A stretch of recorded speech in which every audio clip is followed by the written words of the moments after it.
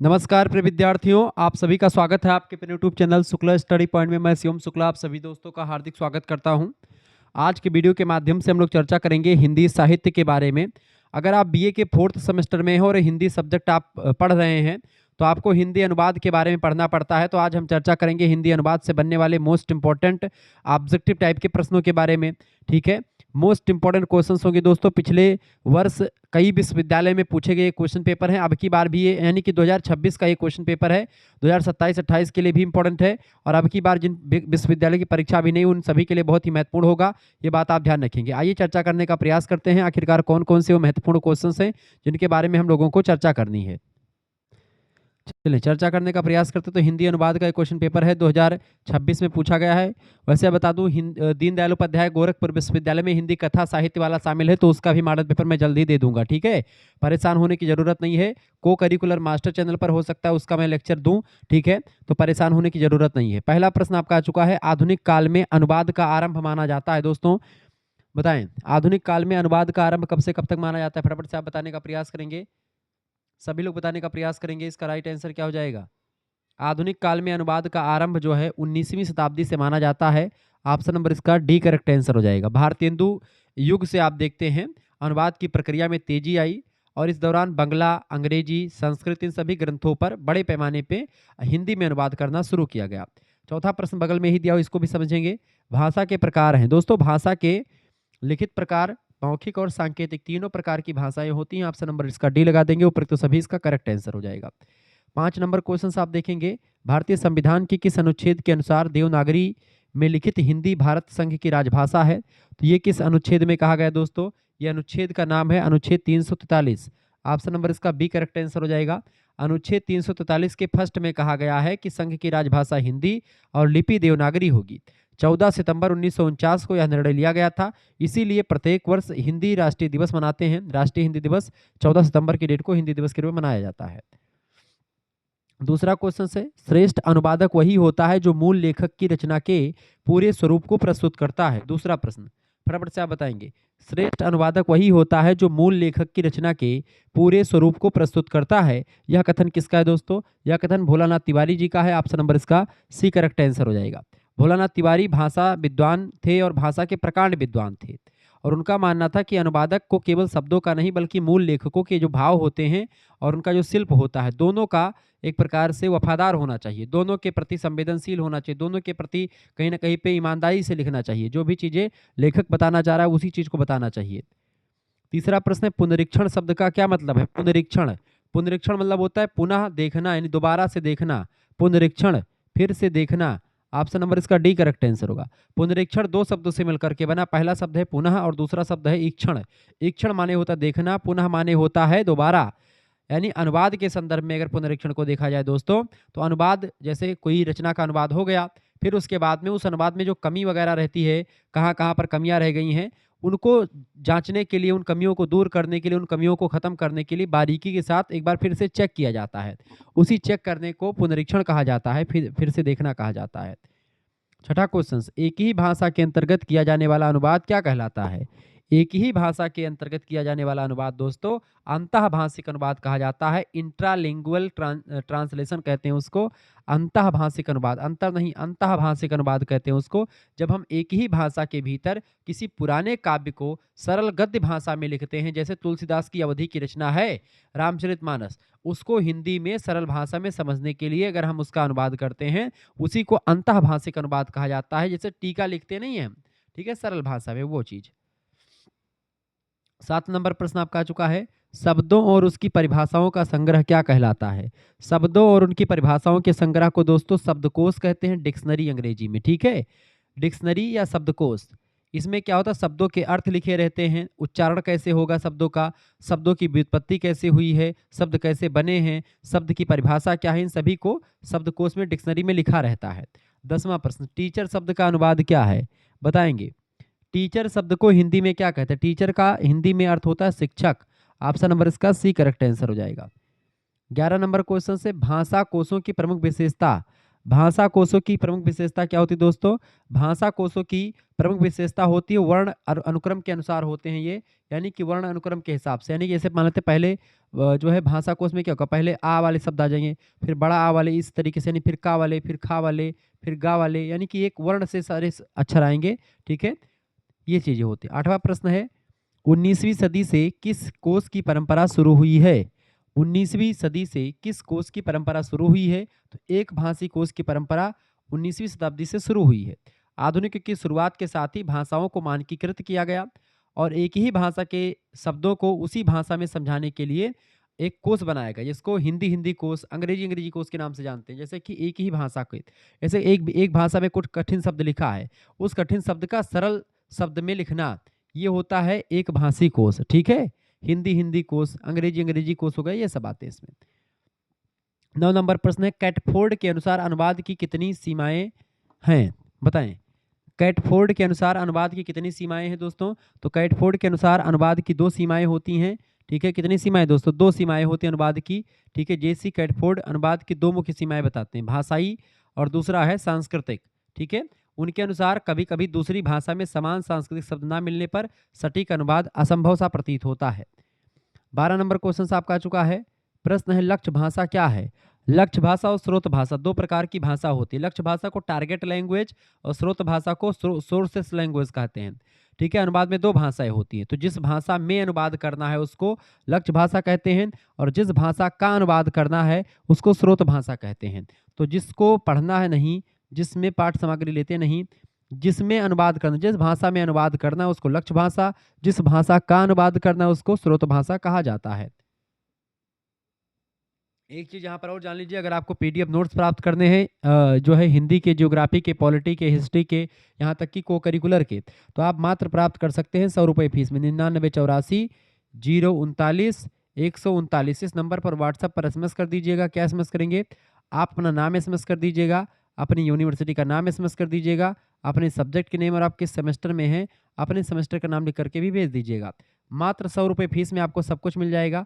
100 रुपये जैसे आप जमा करेंगे आपको एक व्हाट्सएप ग्रुप में जोड़ा जाएगा, वहीं पर आपको सभी सब्जेक्ट का नोट्स मिल जाएगा, जियोग्राफी, पॉलिटी, हिंदी, हिस्ट्री सभी का मिल जाएगा, ऑब्जेक्टिव का भी मिल जाएगा और लिखने वाला भी मिल जाएगा, सब कुछ आपको मिल जाएगा दोस्तों, ये बात आप ध्यान रखेंगे। तो जिन बच्चों को जुड़ना है वो जुड़ सकते हैं। मात्र 100 रुपये फीस में आपको ऑब्जेक्टिव वाले कम से कम 5 से 6 प्रैक्टिस सेट, लिखित वाले भी ऐसे मिल जाएंगे, सभी सब्जेक्ट के, केवल हिंदी के नहीं बल्कि सभी सब्जेक्ट के आपको मिलेंगे। तुरंत एसएमएस करें और जैसे आपका पेपर हो जाता है तो पेपर की फोटो खींच करके इस नंबर पर भेज भी दे सकते हैं, ताकि मैं उसके आंसर की भी आपके लिए प्रोवाइड करवा दूँ। 13 नंबर प्रश्न आपका आ चुका है, विधि की भाषा है। विधि माने ला यानी कानून। विधि की भाषा जो है सरल भी है, पेचीदा भी है, क्लिष्ट है। बताएं। तो विधि की भाषा, कानून की भाषा सबके समझ में नहीं आती है दोस्तों, यानी ये पेचीदा है और क्लिष्ट है, सरल भाषा का प्रयोग नहीं होता इसमें, यानी डी ऑप्शन, बी एंड सी दोनों सही, यानी कि पेचीदा भी है और क्लिष्ट भी है। 16 नंबर प्रश्न, बैंक के लिए मुख्य संस्कृत शब्द कौन सा है?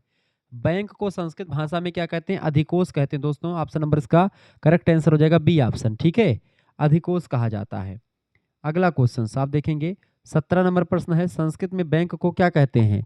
संस्कृत में बैंक को अधिकोष कहते हैं। दोबारा वही प्रश्न पूछ लिया गया। पेशगी शब्द है, पेशगी। पेशगी शब्द क्या है दोस्तों? अरबी फारसी भाषा का शब्द है पेशगी। ऑप्शन नंबर इसका ए करेक्ट आंसर हो जाएगा। ठीक है, पेशगी का मतलब क्या होता है? हिंदी में पेशगी शब्द फारसी का मूल है, जिसका अर्थ है एडवांस या काम से पहले दिया जाने वाला धन को वो कहते हैं पेशगी। ठीक है, यानी एडवांस देना। अगला क्वेश्चन आपका प्रश्न आ चुका है, डेड मनी का हिंदी में क्या अर्थ है? डेड मनी, डेड मनी को हिंदी में निष्क्रिय धन कहते हैं। ऑप्शन नंबर इसका ए करेक्ट आंसर हो जाएगा। ये अर्थशास्त्र में एक ऐसा धन होता है जो बाजार में सर्कुलेशन में नहीं है, जिससे कोई लाभ ब्याज नहीं मिल रहा हो, उसी को डेड मनी कहते हैं, निष्क्रिय धन कहते हैं।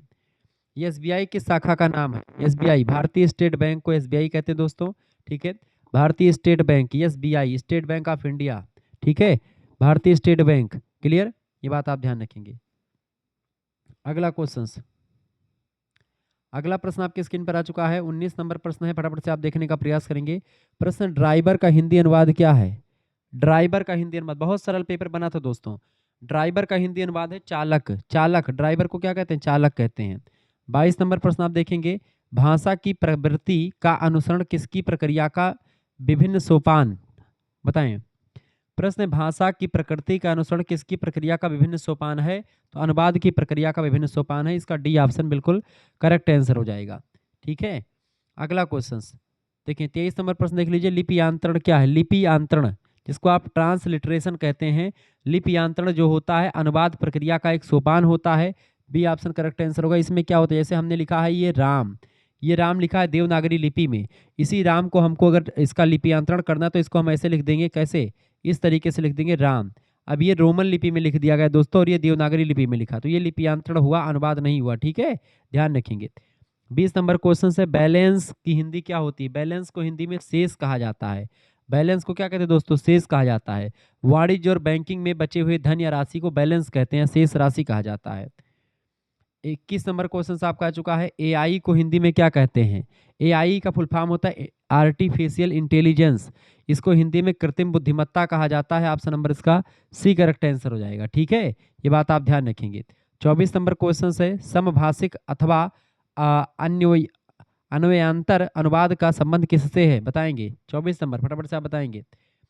समभाषिक अथवा अन्वयांतर शब्द अनुवाद का संबंध किससे है? तो ये अंतःभाषिक अनुवाद से है। ऑप्शन नंबर इसका ए करेक्ट आंसर हो जाएगा। जब एक ही भाषा के दो रूपों के बीच अनुवाद होता है तब उसे समभाषिक अनुवाद या अंतःभाषिक अनुवाद कहा जाता है, या इसी को अन्वयांतर भी कहते हैं। ठीक है, अगला क्वेश्चन 25 नंबर प्रश्न है, अनुवाद एक व्याख्यात्मक कला है, कथन किसका है? अनुवाद एक व्याख्यात्मक कला, इस कथन को कहा था रोनाटो पोगियालो ने। ठीक है, रोनाटो पोगियालो, ऑप्शन नंबर इसका बी करेक्ट आंसर हो जाएगा। ये बड़े ही अच्छे अनुवाद के चिंतक रहे हैं। ठीक है, इन्होंने कहा कि अनुवादक केवल नकल नहीं करता बल्कि वह मूल कृति की व्याख्या भी करता है। ठीक है, आगे बढ़ते हैं। 28 नंबर प्रश्न, बैंक क्या है? बैंक क्या है दोस्तों? 28 नंबर फटाफट से आप बताएंगे, बैंक क्या है? बैंक एक वित्तीय संस्थान होता है। ऑप्शन नंबर इसका सी करेक्ट आंसर हो जाएगा। 29 नंबर क्वेश्चन से आपका आ चुका, गवर्नर का हिंदी मतलब क्या होता है? गवर्नर को हिंदी में राज्यपाल कहते हैं। ऑप्शन नंबर इसका ए करेक्ट आंसर होगा। राष्ट्रपति को प्रेसिडेंट कहा जाता है। ठीक है, अगला 26 नंबर क्वेश्चन से, अनुवाद का शाब्दिक अर्थ क्या होता है? अनुवाद का शाब्दिक अर्थ होता है कथन या पुनः कथन। ठीक है, ए ऑप्शन बिल्कुल इसका राइट आंसर हो जाएगा। अनु माने पीछे या बाद में, वाद माने कहना, यानी किसी कही हुई बात के बाद में या फिर से किसी बात को कहना अपनी भाषा में अनुवाद कहलाता है। ठीक है, तो सरल प्रश्न था, कोई ज़्यादा कठिन नहीं था। 30 नंबर प्रश्न है, अनुवाद अंतर्राष्ट्रीय अनुवाद दिवस कब मनाया जाता है? अंतर्राष्ट्रीय अनुवाद दिवस 30 दिसंबर को मनाते हैं। यह दिवस सेंट जेरोम की स्मृति में मनाया जाता है, जिन्हें बाइबिल का अनुवादक और अनुवादकों का संरक्षक भी माना जाता है। किसको? सेंट जेरोम को। ऑप्शन 30 नंबर का करेक्ट आंसर क्या हो जाएगा? बी ऑप्शन इसका करेक्ट आंसर होगा, 30 सितंबर की डेट को। 31 नंबर क्वेश्चन से, विचारों को एक भाषा से दूसरी भाषा में रूपांतरित करना अनुवाद है, यह कथन किस विद्वान का है? इस कथन को कहा था डॉक्टर भोलानाथ तिवारी साहब ने। ऑप्शन नंबर इसका डी करेक्ट आंसर होगा। 27 नंबर प्रश्न है, अनुवादक को ज्ञान होना चाहिए। अनुवादक को दोस्तों किसका ज्ञान होना चाहिए? अनुवादक को लक्ष्य भाषा के बारे में, जिस भाषा में अनुवाद करना उसका ज्ञान होना चाहिए, जिस भाषा का अनुवाद करना उसका ज्ञान होना चाहिए। और ये मतलब कि इनमें करेक्ट उपरोक्त दोनों, यानी कि डी ऑप्शन इसका करेक्ट आंसर हो जाएगा, उपरोक्त दोनों का ज्ञान होना चाहिए, स्रोत भाषा और लक्ष्य भाषा दोनों का। 32 नंबर क्वेश्चन से, मशीनी अनुवाद कैसी प्रक्रिया है? बताएंगे। मशीनी अनुवाद कैसी प्रक्रिया है? तो मशीनी अनुवाद धीमी प्रक्रिया है दोस्तों। ठीक है, कैसी प्रक्रिया है? मशीनी अनुवाद धीमी प्रक्रिया है। सॉरी, मानव अनुवाद एक धीमी प्रक्रिया है, जबकि मशीनी अनुवाद तीव्र प्रक्रिया है। मशीनी अनुवाद की तुलना में मानव अनुवाद बहुत धीरे धीरे होता है, क्योंकि मनुष्य भावों, संदर्भों और व्याकरण की बारीकियों को समझ करके तब अनुवाद करता है, और मशीन वैसे आम घास अनुवाद कर देती है। 35 नंबर प्रश्न, अच्छे अनुवादकों की कमी अनुवाद की एक क्या है? समस्या बनी हुई है, बताएं। बिल्कुल, अच्छे अनुवादकों की कमी अनुवाद की एक समस्या बनी हुई, इसमें कोई दो राय नहीं है। अगला क्वेश्चन 36 नंबर प्रश्न है, अवार्ड शब्द का हिंदी अनुवाद क्या होता है? अवार्ड को हिंदी में पुरस्कार कहते हैं। सी ऑप्शन करेक्ट आंसर हो जाएगा। 33 नंबर प्रश्न आपका आ चुका है, मशीनी अनुवाद में सारी प्रक्रियाएं मशीन के द्वारा ही संयोजित होती है। बिल्कुल, मशीन के द्वारा ही संयोजित होती हैं। इसका करेक्ट आंसर क्या हो जाएगा? इसमें सॉफ्टवेयर और एल्गोरिदम का उपयोग करके बिना मानवीय हस्तक्षेप के अनुवाद किया जाता है मशीनी अनुवाद में, लेकिन उसमें भाव वगैरह को नहीं पकड़ पाता मशीन। ठीक है, अनुवाद एक क्या है? शिल्प है, कला है, या विज्ञान है, या फिर ये सभी है? तो अनुवाद क्या है दोस्तों? कला है सृजन के कारण, विज्ञान है नियमों की वजह से, और शिल्प है क्योंकि इसके लिए विशेष अभ्यास और कौशल की आवश्यकता होती है, इसलिए कला भी है, शिल्प भी है और विज्ञान भी है। कौन? अनुवाद। 37 नंबर क्वेश्चन है, सभ्यता और संस्कृति के विकास में सर्वाधिक योगदान किसका रहता है? 37 नंबर बताएंगे। सभ्यता और संस्कृति के विकास में सर्वाधिक योगदान रहता है किसका दोस्तों? भाषा का सबसे जबरदस्त विकास रहता है। भाषा ही वह माध्यम जिसमें ज्ञान, विचार और संस्कृति एक पीढ़ी से दूसरी पीढ़ी और एक देश से दूसरे देश तक पहुंचती है। बिना भाषा के सभ्यता का विकास संभव नहीं है। इसीलिए सभ्यता और संस्कृति के विकास के लिए सर्वाधिक योगदान भाषा का है। फिर सेकंड नंबर पर अनुवाद का आएगा। ठीक है, ये बात आप ध्यान रखेंगे। आगे देखेंगे 41 नंबर क्वेश्चन। 38 नंबर प्रश्न आपका आ चुका है। 38 नंबर क्वेश्चन आपका आ चुका है दोस्तों, फटाफट से आप देखने का प्रयास करेंगे। प्रश्न है 38 नंबर, साहित्यिक अनुवाद किस प्रकार का अनुवाद है? साहित्यिक अनुवाद जो है दोस्तों अर्थ प्रधान अनुवाद है। ऑप्शन नंबर इसका ए करेक्ट आंसर हो जाएगा, अर्थ प्रधान अनुवाद है। ठीक है, अगला, क्योंकि इसमें क्या होता है साहित्यिक अनुवाद में जो है जो भाव छिपे होते हैं, जो अर्था जो व्यंजना सब शक्ति है, लक्षणा सब शक्ति, उसका भी अनुवाद करना पड़ता है। ठीक है, एक्ट किसका रूपांतरण है? एक्ट को हिंदी में क्या कहते हैं? अधिनियम कहते हैं एक्ट को। ए ऑप्शन करेक्ट आंसर हो जाएगा। 42 नंबर क्वेश्चन है, इंटरेस्ट शब्द का हिंदी अनुवाद क्या होगा? बताएंगे। इंटरेस्ट, बहुत सरल भाषा में बता रहा हूँ, इंटरेस्ट शब्द का हिंदी अनुवाद क्या होगा इनमें से? 42 नंबर, इंटरेस्ट शब्द का हिंदी अनुवाद होगा ब्याज। ऑप्शन नंबर इसका ए करेक्ट आंसर हो जाएगा। ठीक है, अगला क्वेश्चन आपकी स्क्रीन पर आ चुका है, फटाफट से आप देखेंगे। 39 नंबर, तकनीकी अनुवाद प्रायः किससे भरे होते हैं? तकनीकी अनुवाद जो होते दोस्तों उसमें तथ्यों और पारिभाषिक शब्दावलियों की प्रधानता होती है। ठीक है, और इसमें साहित्यिक सरसता का अभाव यानी कमी रहती है। तो प्रश्न पूछा गया है कि तकनीकी अनुवाद प्रायः शुष्कता से भरे होते, बिल्कुल शुष्कता से भरे होते। ए ऑप्शन करेक्ट आंसर होगा। ठीक है, इंटरेस्ट माने ब्याज ही होता है। 43 नंबर प्रश्न क्या कह रहा है? अनुवाद मूल्यांकन के प्रमुख आयाम हैं। अनुवाद मूल्यांकन में के प्रमुख आयाम की अगर बात की जाए तो देखिए, बोधगम्यता, मूल निष्ठता और पठनीयता, ये तीनों अनुवाद मूल्यांकन में आपको सबसे पहली बात है कि आपको समझ में आना चाहिए। जो भी आप पढ़ रहे हैं एक सफल अनुवाद जांच करते समय उसको जो चीज़ें लिखी उसको समझ में आना चाहिए। मूल निष्ठा मतलब मूल पाठ के प्रति वफादारी होनी चाहिए उसमें। पठनीयता मतलब होता है कि प्रवाह यानी कि पढ़ने का मन करे उसको, ऐसा अनुवाद लिखा जाए। डी ऑप्शन उपरोक्त सभी करेक्ट आंसर होगा। अगला क्वेश्चन आपका आ चुका दोस्तों, प्रश्न है 40 नंबर देखेंगे। प्रश्न इस्टा क्या है? इस्टा ISTA, ISTA का फुल फॉर्म है इंडियन साइंटिफिक ट्रांसलेशन एसोसिएशन। इस्टा का फुल फॉर्म होता है, हिंदी में कहते हैं भारत के वैज्ञानिक अनुवादों का संगठन।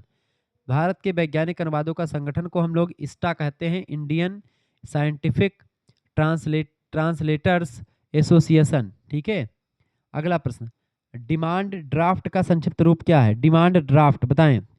डिमांड ड्राफ्ट का संक्षिप्त रूप दोस्तों डीडी, डीडी कहते हैं इसको। डीडी का फुल फॉर्म ये होता है डिमांड ड्राफ्ट। बैंकिंग लेन देन में डिमांड ड्राफ्ट को आमतौर पर डीडी कहा जाता है। ठीक है, ये सारे प्रश्न आप देख पा रहे होंगे। और ये ऐसे तमाम प्रकार के, एक जो हमारा दूसरा चैनल है को करिकुलर मास्टर, वहाँ पर आप इसका और भी कई लेक्चर्स देखने को मिल जाएगा। कई सारे पेपर मैंने सॉल्व करवाए हुए हैं, तो आप उस चैनल पर भी देख लीजिएगा। ठीक है, अनुवाद को लेकर के बड़ा अच्छे तरीके से मैंने समझाया हुआ है। अनुवाद मूल्यांकन का मुख्य आयाम नहीं है इनमें से, बताएं। 45 नंबर, अनुवाद मूल्यांकन का मुख्य आयाम इनमें से कौन सा नहीं है? तो पठनीयता दिए गए विकल्पों के अनुसार तुलनात्मक संदर्भ में अनुवाद मूल्यांकन का आयाम नहीं है। वैसे अनुवाद इसमें होता है। ठीक है, समतुल्यता, मूल्यनिष्ठता, बोधगम्यता, समतुल्यता भी जरूरी है, मूल्यनिष्ठता भी जरूरी है, बोधगम्यता भी। पठनीयता अगर ना भी हो तब भी चल जाएगा। सामान्यतः मूल्यांकन में समतुल्यता, मूल्यनिष्ठता, बोधगम्यता प्राथमिक आधार है, जबकि पठनीयता भी जरूरी होता है, लेकिन इस तीनों के हिसाब से पठनीयता थोड़ा कम हो जाता है। इसलिए इसका करेक्ट आंसर क्या हो जाएगा दोस्तों? आपका बी ऑप्शन। ठीक है, 48 नंबर, प्रशासनिक हिंदी का दूसरा नाम क्या है? प्रशासनिक हिंदी को दोस्तों कार्यालयी हिंदी भी कहा जाता है। ऑप्शन नंबर इसका ए करेक्ट आंसर होगा। 49 नंबर क्वेश्चन, एक भाषा में व्यक्त विचारों को दूसरी भाषा में व्यक्त करना ही अनुवाद है। यह कथन किसका है? फटाफट से आप बताएंगे। इस कथन को कहा था भोलानाथ तिवारी जी ने। रिपीटेड क्वेश्चन है, भोलानाथ तिवारी जी का कथन है। बी ऑप्शन करेक्ट आंसर होगा।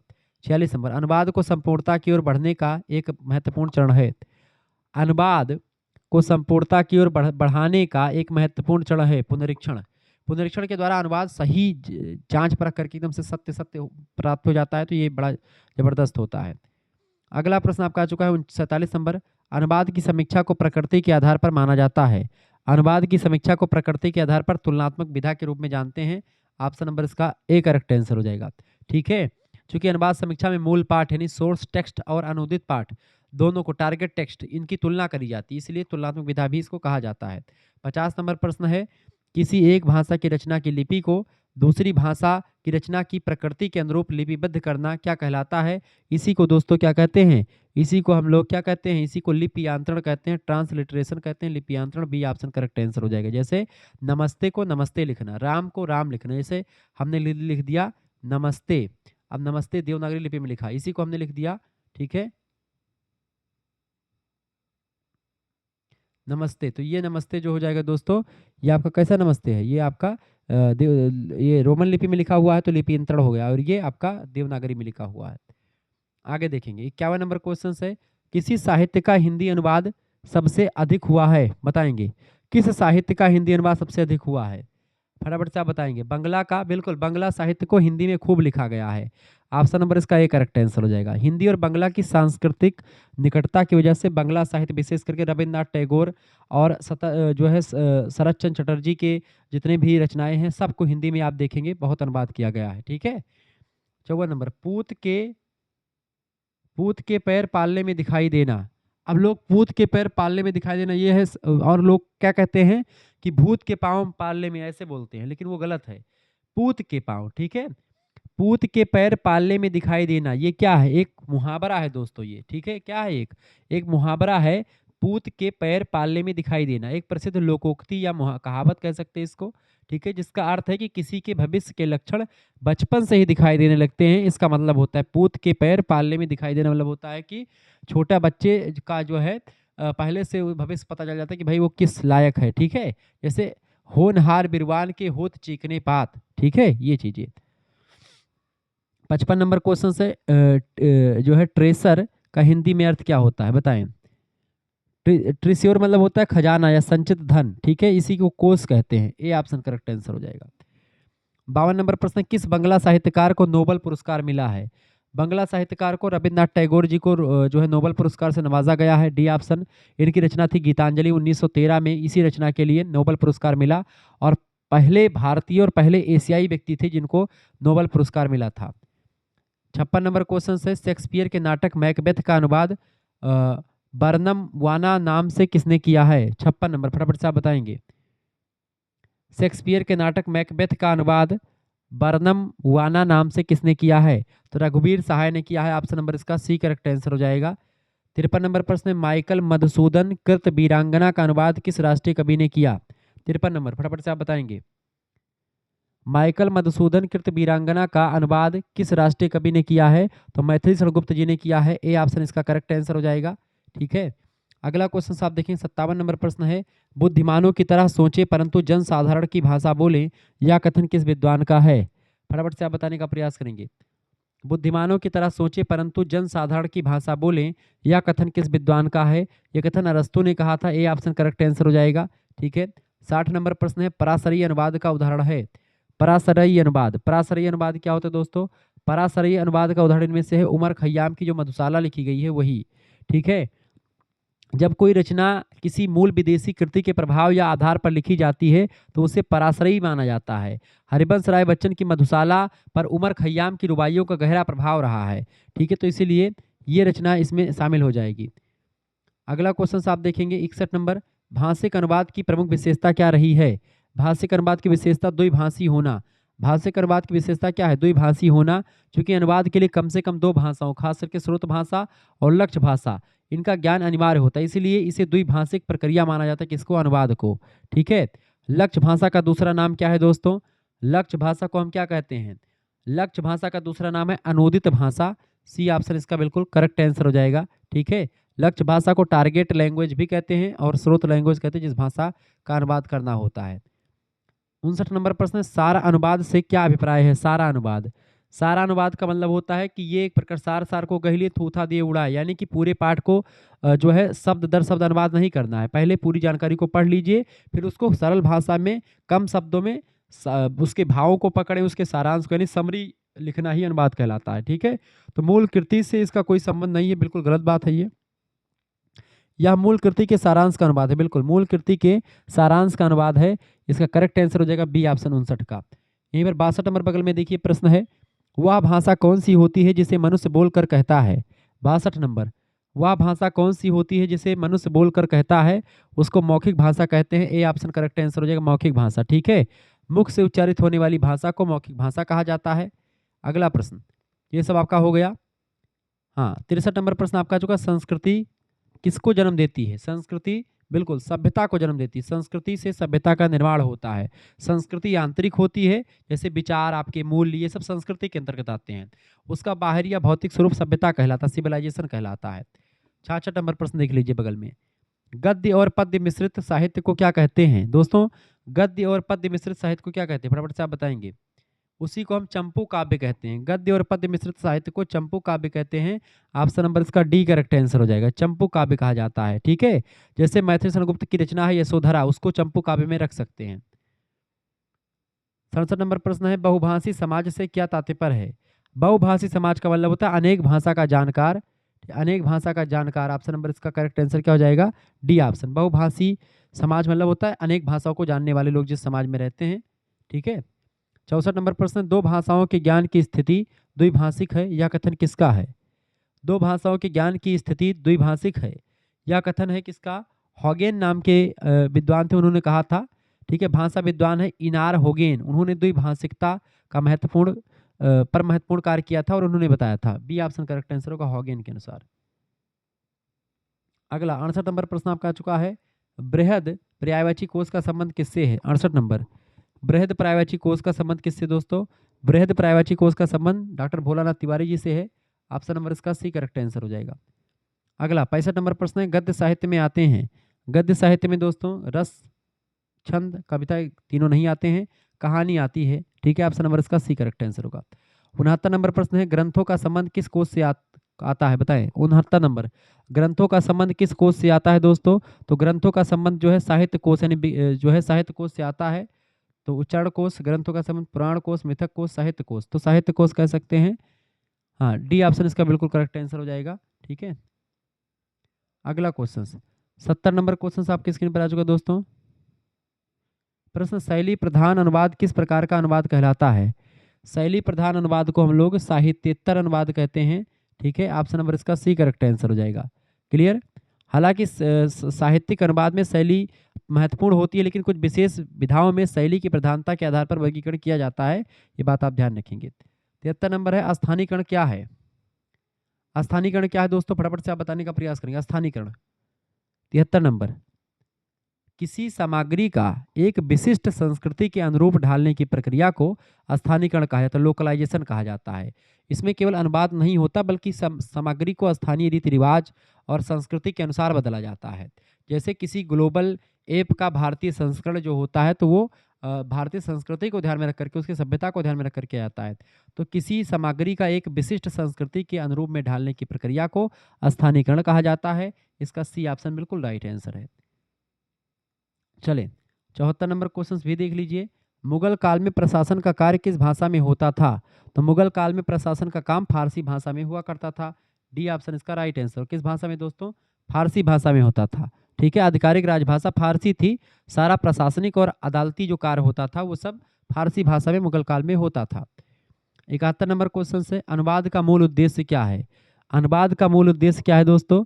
अनुवाद का मूल उद्देश्य है कि मूल पाठ के भाव को, मूल पाठ की शैली को और अर्थ को बिना बदले दूसरी भाषा में पहुंचाने, यानी कि भाव भी वही रहे, शैली भी वही रहे और उसका अर्थ भी वही निकले, जो मूल पाठ भाषा में था वही स्रोत भाषा में भी मिले, तो उसी को बोलते हैं अनुवाद। ठीक है, ए ऑप्शन इसका करेक्ट आंसर हो जाएगा 71 नंबर का। आगे बढ़ते हैं, अगला प्रश्न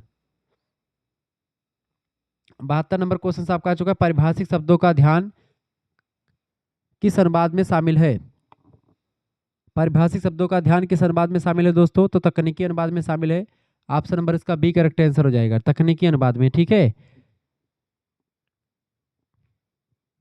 पारिभाषिक शब्दों का ध्यान किस अनुवाद में शामिल है? तकनीकी अनुवाद में शामिल है, क्योंकि विज्ञान, कानून और वाणिज्य जैसे तकनीकी क्षेत्र में प्रत्येक शब्द का एक निश्चित अर्थ होता है, जिसे पारिभाषिक शब्दावली कहते हैं। ठीक है, तो कहीं ना कहीं पारिभाषिक शब्दावलियों में आप देखते हैं तकनीकी अनुवाद उसमें होता है। ठीक है, 75 नंबर क्वेश्चन आप देखेंगे। प्रश्न है, कानूनी अनुवाद के अंतर्गत आती है। कानूनी अनुवाद के अंतर्गत क्या आती हैं? भौगोलिक किताबें, ऐतिहासिक किताबें, अंग्रेजी नहीं, कानूनी किताबें कानूनी अनुवाद के अंतर्गत आती हैं। इसका बी ऑप्शन करेक्ट आंसर हो जाएगा। आपने बहुत सारे प्रश्नों को समझ लिया, मात्र 75 क्वेश्चंस आपने देखा, ठीक है। आधे घंटे की क्लास में आपने बहुत कुछ समझ लिया है, ठीक है। ये हिंदी का क्वेश्चन पेपर था, बीए फोर्थ सेमेस्टर का था, सेकंड सेमेस्टर गलती से लिख गया है, फोर्थ सेमेस्टर का। तो ये आंसर की आपकी दी हुई दोस्तों, आंसर की 75 क्वेश्चंस तक थी, ठीक है। 75 क्वेश्चन ही पूछे गए हैं उस विश्वविद्यालय में, इसलिए मैंने यहाँ पर रखा। और जिन बच्चों को हमारे से जुड़ना है, कोर्स में ज्वाइन होना है, एसएमएस कर दीजिएगा 9984 039, इसका पीडीएफ मिल जाएगा ऐसे आंसर शीट के साथ, ऐसे तमाम पीडीएफ और मिल जाएंगे। 9984 039 139 इस नंबर पर व्हाट्सएप पर एसएमएस कर दीजिएगा, अपना नाम एसएमएस कर दीजिएगा, अपनी यूनिवर्सिटी का नाम एसएमएस कर दीजिएगा, अपने सब्जेक्ट के नेम एसएमएस कर दीजिएगा, और आपके सेमेस्टर में अपने सेमेस्टर का नाम लिख करके भेज दीजिएगा। मात्र 100 रुपये फीस में आपके लिए पूरी व्यवस्था कर दी जाएगी। 100 रुपये फीस में आपको क्या क्या मिलेगा दोस्तों, अब जैसे आप एसएमएस करेंगे, आपके पास एक स्कैनर भेजेंगे, उसी पर 100 रुपये फीस जमा कर देनी है। ये फीस आप खुद भी जमा कर सकते हैं, किसी दूसरे से भी जमा करवा सकते हैं। इसी में आपको सभी सब्जेक्ट, तीनों चारों सब्जेक्ट के आपके नोट्स मिल जाएंगे, और को करिकुलर का भी इसमें आपको नोट्स मिल जाएगा। इसमें आपके एमसीक्यूज वाले नोट्स भी मिल जाएंगे, और को करिकुलर वाला भी मिल जाएगा, मतलब कि ऑब्जेक्टिव और लिखित दोनों टाइप के नोट्स मिल जाएंगे, ठीक है। तो आपका बड़ा फायदा होगा मात्र 100 रुपये फीस में। वैसे आप किताब खरीदेंगे, सीरीज खरीदेंगे तो आपका बड़ा महंगा पड़ जाएगा। मात्र 100 रुपये में सभी सब्जेक्ट का आपको ऑब्जेक्टिव वाला और लिखित वाला नोट्स मिल जाएगा। ऑब्जेक्टिव परीक्षाओं में आपके पास नंबर बढ़ाने के चांस बहुत ज़्यादा है, तो आप बढ़ा लीजिए, ठीक है। धन्यवाद। और जब भी पेपर आपका हो जाए, तो पेपर कोई भी सब्जेक्ट का हो, आप इस नंबर पर भेजेंगे तो आंसर की उसकी मैं दे दूंगा, ठीक है। परेशान होने की जरूरत नहीं। धन्यवाद।